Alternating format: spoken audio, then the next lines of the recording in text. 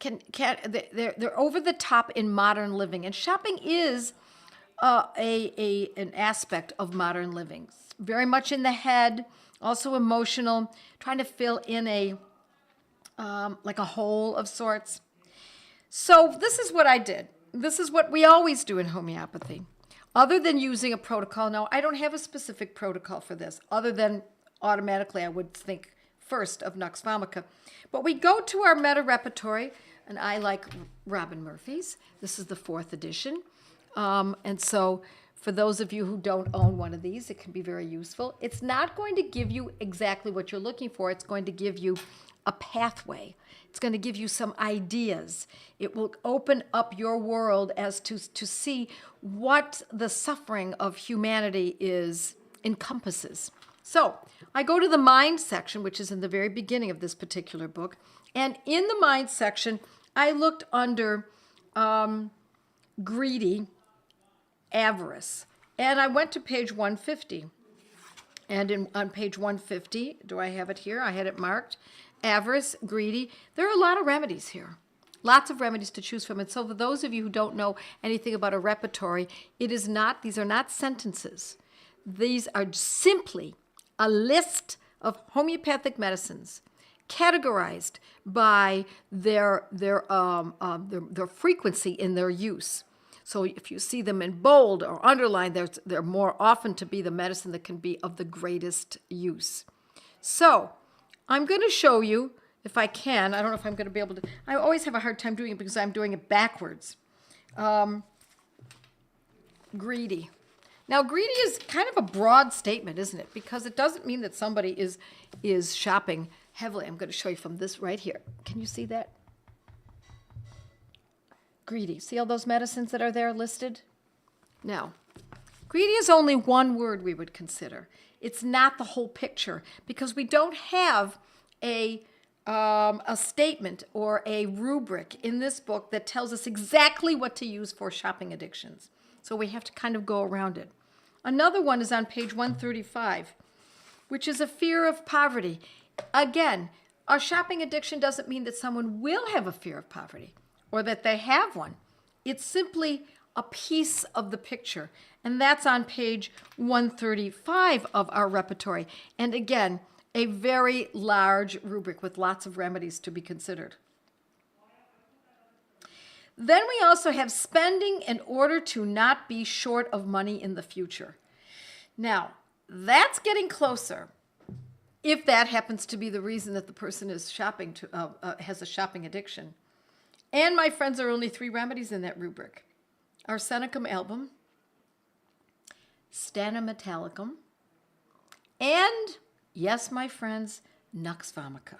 And Nux Vomica is italicized, which means that it's a little bit more important.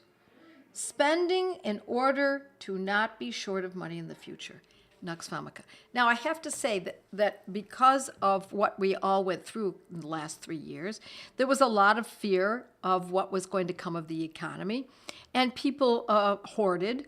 But I have to say, I don't really like the word hoarding. I think what people were doing was trying to survive. Hoarding has a negative connotation. It leads us to believe that someone is being immoral. And I have to say that in general, for people to stockpile toilet paper or canned goods or frozen foods, dried goods and things like that, I think it was a survival mechanism. So even though it's called hoarding and it has a bad connotation, I don't think in that situation that we could even say that was true hoarding. Now, there's another aspect of this.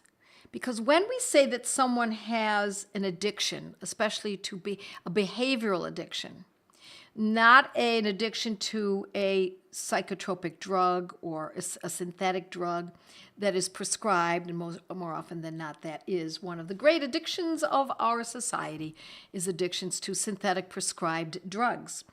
But an addiction that is more psychological, I would call obsessive compulsive. Wouldn't you? Yes, I would call it an obsessive behavior. obsessive compulsive. And then we look at page 206 and see what remedies show up there. Obsessive compulsive. Now, when I teach these kinds of psychological conditions in my courses, the course that I spend the most time on it is called mindful homeopathy. So if you're so inclined, you're interested in learning about what psychological aspects affect, or what homeopathic medicines affect what psychological aspects, that's the course for you, mindful homeopathy, and you simply go to Joette's Learning Center. But should you not be interested in going that far, I'm going to tell you that under the obsessive compulsive rubric, we have on page, let's find that, page 206, as I recall. Obsessive, here it is, 206. And Nux vomica shows up quite proudly in that rubric as well. But we also have arsenicum, carcinosin, hyoscyamus, medarinum, Nux vomica, pulsatilla, staphysagra. Those are the most noteworthy medicines in that rubric. There are secondary medicines that are also quite valuable. But here's Nux vomica again. Now, in dealing with protocols for obsessive compulsive behavior, I often automatically use aurum metallicum.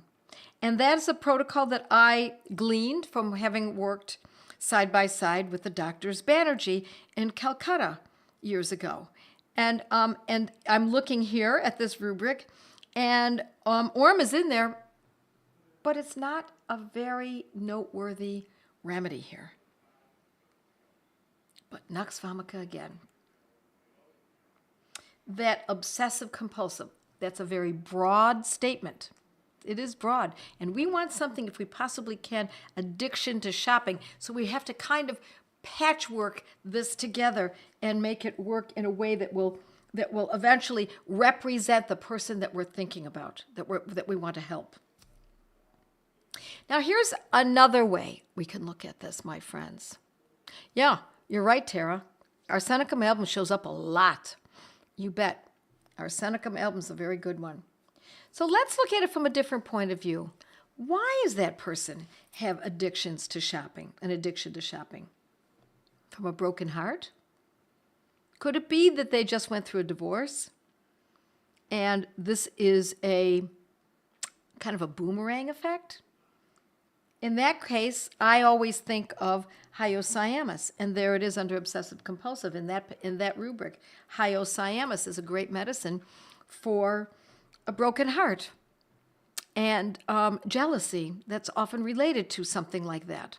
Now, we're not just going to use this. I expect that what I'm doing here for you today, my friends, is not very specific. I'm kind of giving you a rounded out picture so that you know, if you're interested in going this far, that this is the kind of thinking I want you to do. We're not automatically just going to choose hyoscyamus.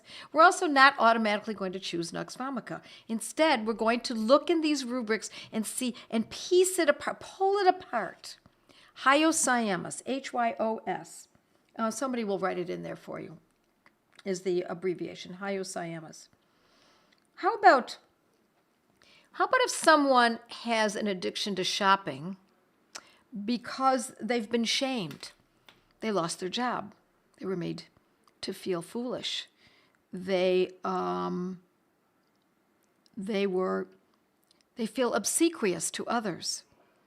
They feel stepped upon. They feel in great need of some pride.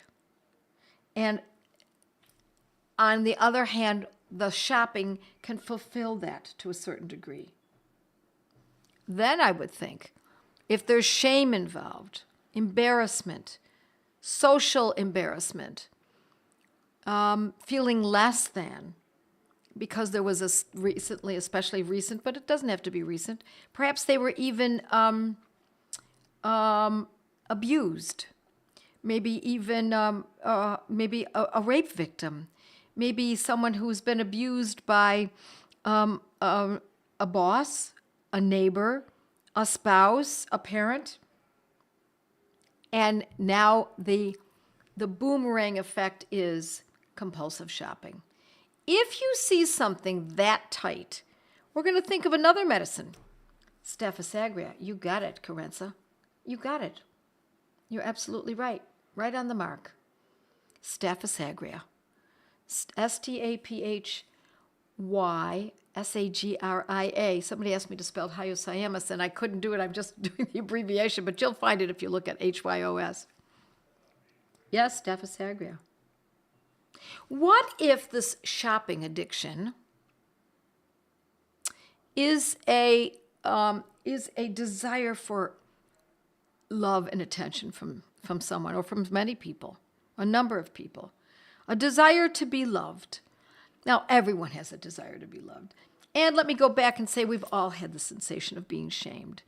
And yes, we can also say that there's always been a spending in order to protect from future loss of income or loss of money.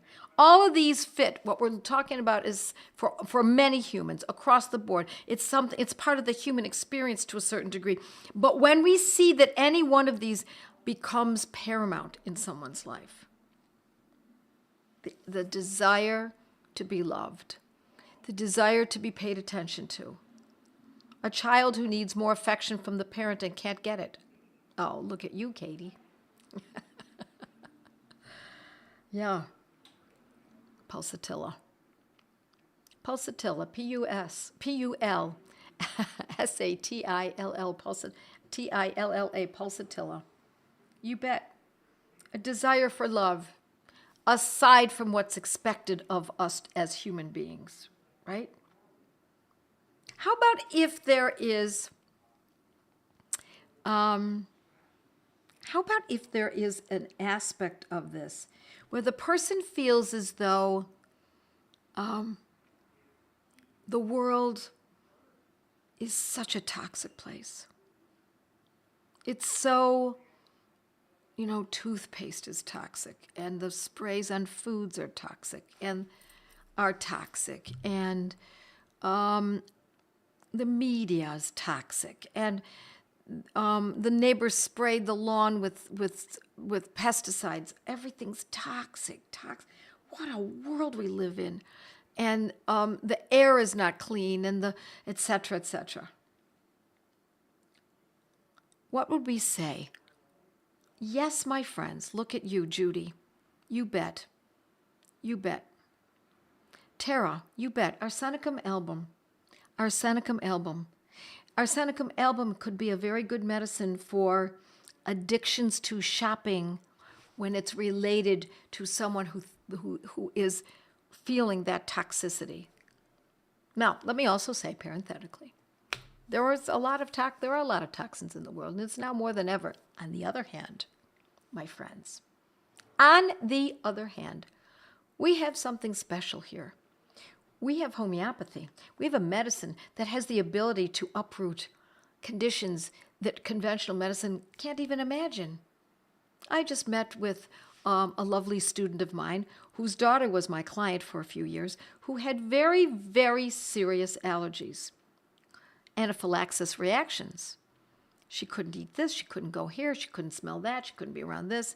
They had to be very careful. She couldn't have any soy, she couldn't have dairy, the list went on and on and on, because if she did, her lips would swell, her uvula would swell in her throat would swell, the mucosa in her mouth would swell. Very dangerous situation to be in. And I remember her coming to me and saying, originally when we first started meeting, maybe it was 4 years ago, something like that, really, homeopathy can uproot allergies, can get rid of this? My friends, study this medicine. Study it. Learn it. Learn it. It's a life changer. This is where we should be. This is what we should know. We have been taught that there is no cure for allergies.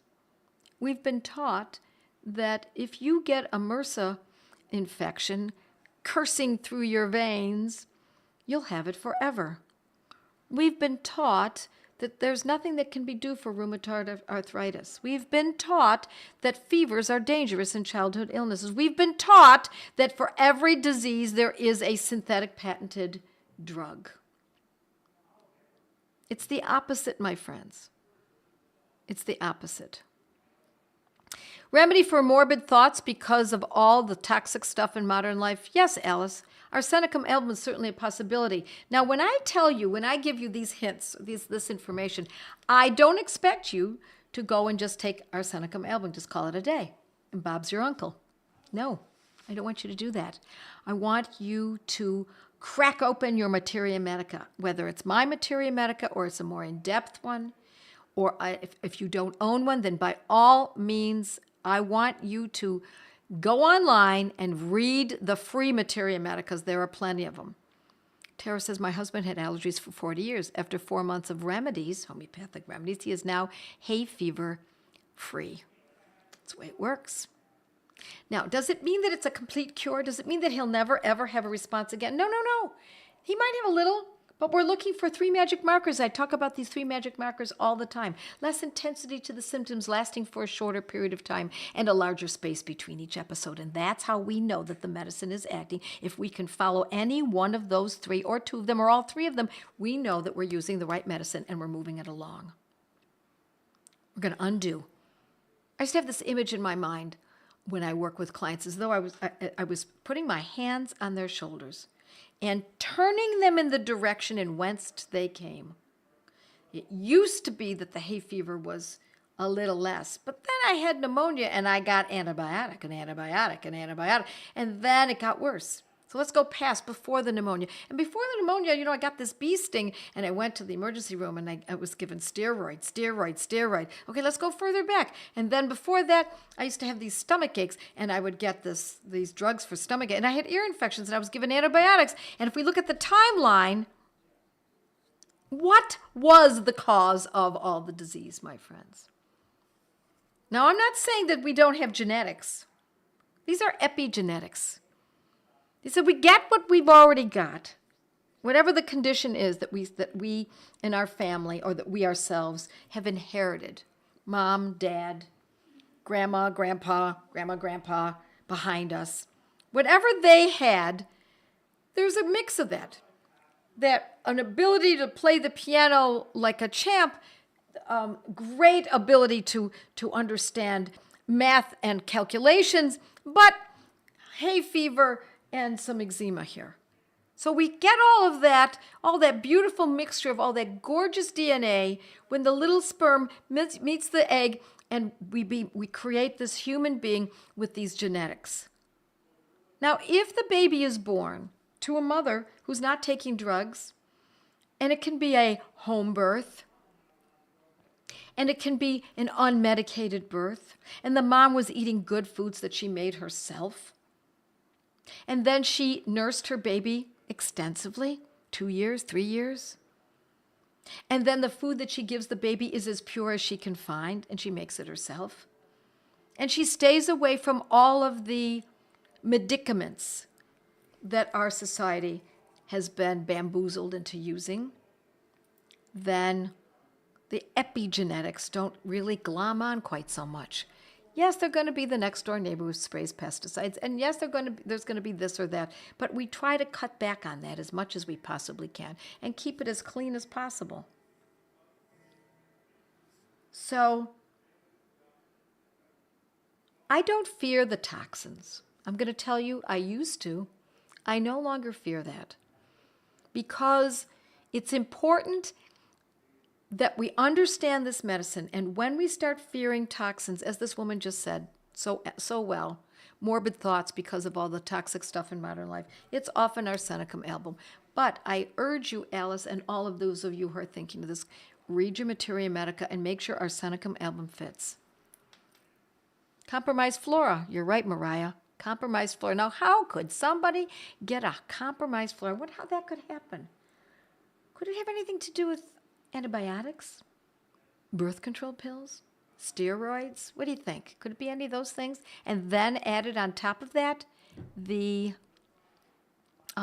foods that we eat? You bet. What if we have someone who has a shopping addiction and they have depression? Is it because of the depression or is it the other way around? Doesn't matter. The depression and the shopping addiction are all one in this person. What medicine might we consider to reign? Yes, Mariah, you bet. You got it. You got it. I know, Heather. I wish I had known earlier, too. Well, yeah, all of us, starting earlier in our lives. You are describing my beautiful daughter and how she and her husband care for their 16-month-old son, who is amazing and so smart. No, you know what's, and we are using Dr. Isaac Golden's homeoprophylactis protocol. So awesome. Natmure, Cassandra says, that's her answer for the depression.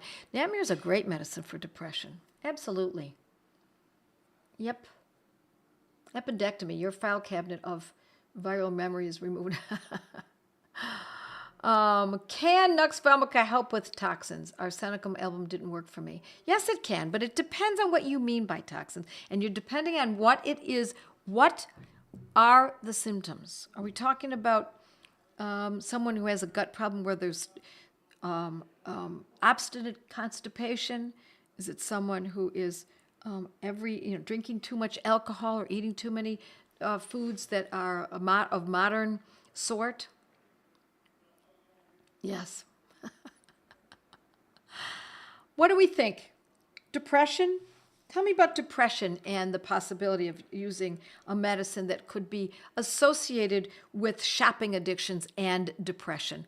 Natmure is a very good choice, but I've got another one in mind too. Would Aurum be a good choice? Angela, ding, ding, ding, ding, ding. You've got it. Aurum metallicum. Aurum, gold, A-U-R-U-M, Aurum metallicum. Aurum metallicum is a capital remedy choice for depression. And it's we usually use that in a 200, and any one of these I would use. Yes, you got it. Susan's got it too. Francine says, yep, what about Aurum? Yes. Yep. Yeah, we just said Aurum, A-U-R-U-M, Gina, is Aurum metallicum. And if you look up Aurum metallicum in a Materia Medica and read up on it, I want you to remember, when you read these medicines in a Materia Medica, don't read them as though you must have this symptom and all these symptoms that are all lined up in the Materia Medica. That would be impossible. You wouldn't be alive. Is Aurum good for uprooting manic depression? It can often be. Jen. Hi, Jen. Yes, it can. And usually when we use Aurum metallicum, it's 200C, and we use it every 3 days. These other medicines, if we're going to use them, are usually in a 200, and it's not a bad idea to use it every other day. But here's the most important part of this, my friends. One of the most important parts. We don't take these medicines as though they are supplements or vitamins and take them forever. No, these are medicines. They stimulate gently. It's a very gentle stimulation, and sometimes only one dose can do it. Sometimes once a day you'll do it, depending on which one we're talking about and what condition. Sometimes it only is needed for a week. As soon as it is improved, we don't say, well, I got to take it forever because it's so improved. No, my friends. When these medicines act, stop. Stop now. I don't want you on medicines forever. I want you gently touched by a medicine, and then your body just takes off and finishes it on its own. And if you need it again, what do? You return back to it again. Yes, Aurum has been so good for my family. Aurum is amazing for depression. Thank God for it. Yes, I'm reading these, yes. Pulsatilla for shopping addiction with need for love. You bet. Yeah, I would use it in a 200 or a 30 for pulsatilla. How do we know when to space or how to space it out? Well, I'm giving you the approximate spacing out now, but then I want you to observe, and see, make sure that what you're doing, if it's acting, you back off. Let it finish it on its own. We're only looking for a gentle stimulation. Now, sometimes we go on longer periods of time, but many times, especially for those who are just learning this, I don't want you to take these for a long period of time. don't want you to take them a long time. You're better off stopping, checking, making sure that you're all right about it. It doesn't make sense. Is this a good medicine for me? Am I seeing some improvement? And don't expect to find going from depression all the way to ecstasy. It's not going to be like that. It's going to go from depression or obsessive compulsive behavior or addiction to shopping by just finding yourself, I'm not so up for it right now. I don't think I'm going to shop today. I don't think I'll do it. Or, I don't feel so, I don't need to wash my hands 20 times today. It just feels like I'll just wash them 3 or 4 times. That's what we're talking about. That's what we're talking about.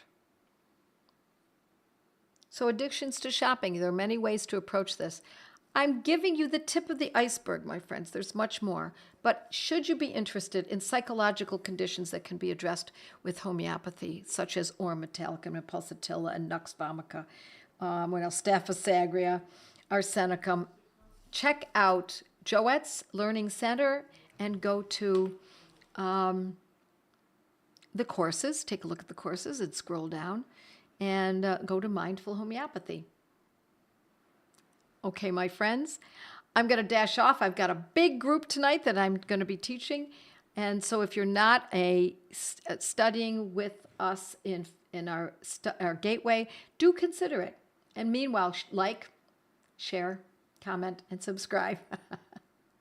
Because now we're on Facebook and X and Rumble and YouTube and, of course, my Mighties. And it's wonderful to see you all. Love it. You're right. Hoarding, I didn't get to it. We'll go to hoarding next time. It's similar, but we'll go to hoarding next time. Okay, my friends, it's wonderful to see you. God bless you all. Mwah! See you next Monday. Bye now. With our homeopathic protocols, you learn your remedies. My family needs me, so I must know our remedies. How much to take, how often to treat, and when to stop, and when to repeat. With our homeopathic protocols, you learn your remedies. Athusa no dairy, it's elementary with arnica head, arsenicum fed, spigelia slither, orms from wither, no more. My family needs me, so I improve my memory. Not only the rems, but how often to treat, and when to stop, and when to repeat. With your homeopathic protocols, learn your remedies. Bella so red and arnica head, drosera bark, ignatia dark, source of frigid and cuprum to rigid, and crude itches, calicum, barnicum, let it melt on your gumbo, beast to weed are some great ways to treat ya. La la la la la la, homeopathic protocols, learn your remedies.